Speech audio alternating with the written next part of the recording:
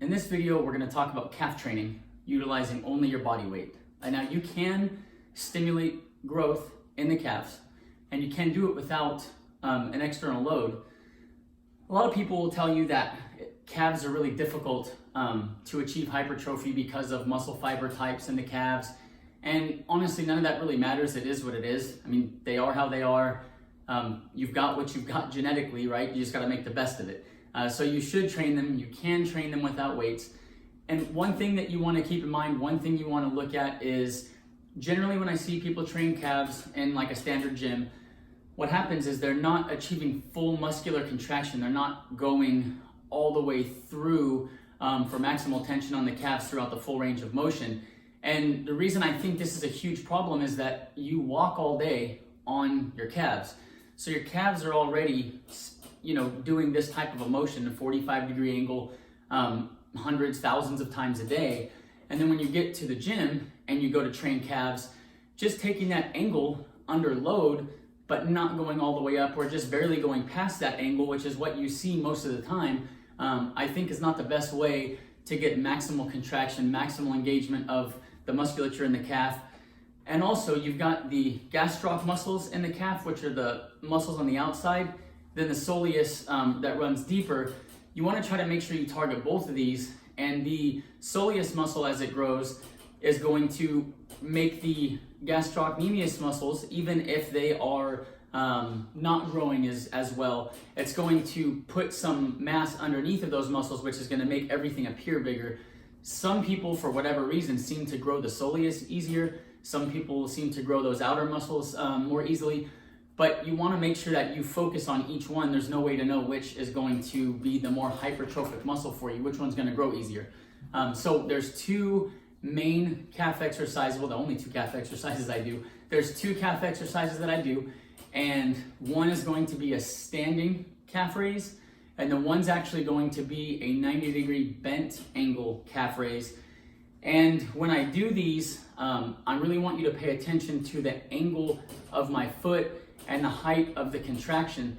If you've ever noticed women who wear really high heels, and if they do it like on a consistent basis, they normally have great calves, sometimes disproportionate to the rest of their body. So that, exaggerated full extension or full range of motion on the calves, I really think is a huge benefit. And again, when you look at loaded calf work, when you look at people on either a seated calf machine or with tons of weight, they got hundreds of pounds on their calves, but they're shortened range of motion as they push this. So yes, it's more weight, but it's more weight through a compromised range of motion, which I think to be much less effective than simply going through the full range of motion in a slow and controlled manner and doing that till failure. As long as you're getting the work till failure or close to failure, then you should be stimulating hypertrophy. But when you are overloading with weight and then not going through full range of motion, I think you actually do a disservice. So it's not like I've got studies comparing this. This is just my take on it. But I'm going to show you how I do it, and then that'll give you an idea of exactly how it should look. Okay, the first of two movements that we're going to do when training calves is going to be feet together. You can, as you get used to this movement, it's okay to use your hand for balance. Safety first, obviously. So you can hold on to something like this. And what you're going to want to do, I suggest you train calves barefoot. I actually do all my workouts, or majority of my workouts barefoot, unless it's running. And the reason for calves specifically that I see a benefit in training barefoot is I want you to make sure all of your body weight is on the first two toes and the ball of the foot, not on the outside toes, not on the outside of the foot. This makes sure that you are getting maximal engagement of the musculature in the calves as you go up.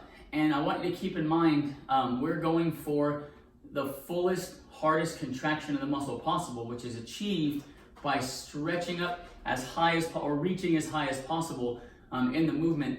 We're gonna do this nice and slow, squeeze at the top for a second, and then come back down. And think, I know this might sound a little feminine if you're a guy, but think in terms of like 6-inch stilettos, the way a foot looks in some shoes like that. That's what we're really going for. And then think about how that's not how most calf training is done in a standard gym, just because it's so difficult to extend like that under a load. And the reason that we're doing this is, like I was talking about before, when you walk, you are constantly going to a 45-ish degree angle. Your calves do this thousands of times a day. So really going beyond that and getting the full reach, the full range of motion is really important. So basically, you can hold on to something for balance. All your weight should be on the balls of the foot, the big toe, the first 2 toes on each foot. And then what you're going to do is you're going to tense the quads, tension in the glutes, and then you're going to basically stand tall, and then you're going to come straight up. And when you get up here, you're going to keep extending. Okay, now squeeze for a second, come back down. You should feel a pretty solid contraction in the calves. And so your reps are going to be slow and controlled. And one of the things to also keep in mind when training calves is there's a natural springiness or reflexive action that happens from the Achilles, which is designed for economy of motion as you walk, so that your musculature is not actually pushing you through the majority of every step you take. Like put a spring in your step, if you think of it like that. And so athletic shoes are designed to kind of mimic this, so that it takes some of the work out of the calves. That's why it's important to go slow with a full contraction, because if you go too quickly, what happens is the Achilles is doing some of that work, which is not what we want, right? We want the calf to be doing all of it. So you can play with the speed, several, 4 or 5 seconds per repetition or 2 seconds per repetition, as long as it's slow and controlled all the way through. So I'll show you a few more. So all the way up, nice squeeze, and then back down, all the way up to a nice squeeze, and then back down. So that's how you're going to want to do the initial repetitions of this exercise. If that starts to become too easy for you, then what you'll do is simply go to one foot, make sure that all your body weight's on the heel of the foot, hand for balance, especially when you start doing one foot work or one-legged work, tighten the quads, and then you'll just come up. And this one, when you get to one foot, you will intuitively do it more slowly, because of the balance aspect plays a bigger role. So up, back down. That's the first of the 2 movements that we'll be doing. The second one is going to target the soleus to a much greater degree. And what you're going to do is you're going to grab onto something like this, or if you've got a pole of some type, you could probably do it on the edge of a table. If you're training at home, you might have to make do the back of a sturdy chair. You'll have to figure that part out. But what you're going to do is, let me move this. And we'll do it this way, so you can probably get a better view. What you're going to do is seated like this, okay?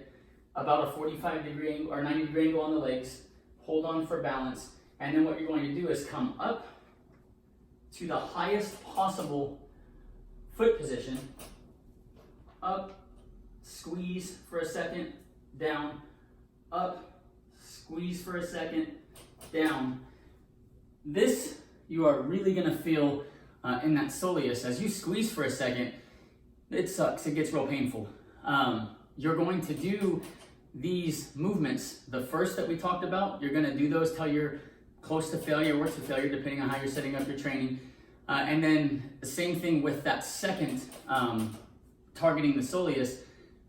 If you've not worked calves in a long time, I suggest that your first few workouts, you don't, really push yourself to just short of failure, because the way that we're going up and we're holding those maximal contractions and full range of motion, it's going to be really painful when you wake up, and it's going to suck to walk. So what I suggest is,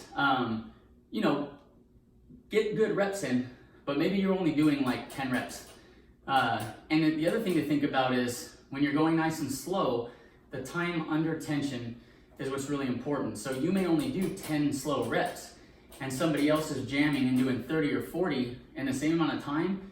your 10 full reps still got you the same benefit as those 30 or 40 reps, but you used zero momentum. And if they used any momentum at all, then your reps were more productive.